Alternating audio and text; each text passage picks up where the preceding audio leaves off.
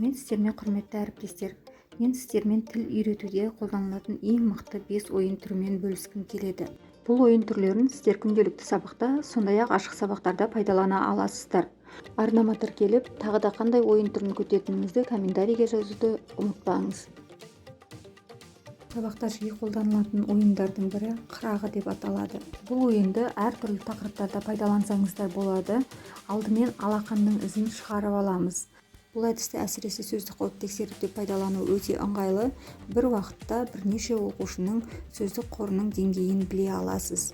Мысалы, алақанға әртүрлі сөздерді жазасыз. Одан кейін орысша нұсқасын оқисыз. Балалар оны қазақша нұсқасын тауып белгілеуі қажет болады. Өз тізіміңіздегі сөздерді қарап шығасыз.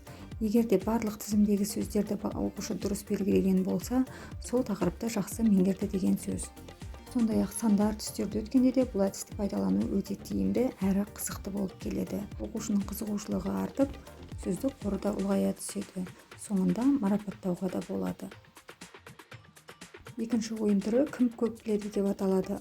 Ол үшін сізге теннис шарлары немесе құрғақ бассейнге арналған шарлар қажет болады. Шарға төл дыбыстарды жазып немесе жабыстырып аласыз. Қорапқа немесе қапқа салып, әрбір шарды ала отырып, сол дыбыстан басталатын оқушы сөзді айту керек болады. Кім көп айтса, сол жеңімпаз атанады. Бұл ашық сабақтарда да пайдалануға өте тиімді әдістердің бірі. Ойынның көмегімен оқушы төл дыбыстарды және сол дыбыстан басталатын сөздерді жаттай бастайды. Үшінші ойынның түрі көңілді іздер деп аталады. Бұл ойынды түстерді өткенде пайдалана аласыз. Іздерді алдын ала шығарып алып, еденге жапсырасыз. Оқушы әр ізді басқанда сол іздің түсін айту керек. Мен кей кездерде полиглот деп атап, 3 тілде осы түстерді атауын сұраймын. Қазақша, ағылшынша және орысша.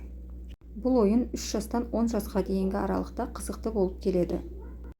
3-4 сынып оқушыларына қызықты болу үшін бұл ойынды күрделендіруге болады. Яғни іздерге сандарды да жазып қоясыз. Бірінші тұрған ізге мысалы 7, екінші тұрған ізге 10 деген сияқты әртүрлі сандарды ретсіз жазасыз. Сол арқылы оқушы бірден түсті және санды қайталап өтеді. Яғни ретсіз санап үйренеді. Мен бұл ойын түрін жалғауларды қалай меңгергендігін тексеру барысында қолданамын. Ол үшін 4 жалғауды қағазға жазып, теріс қаратып қоясыз.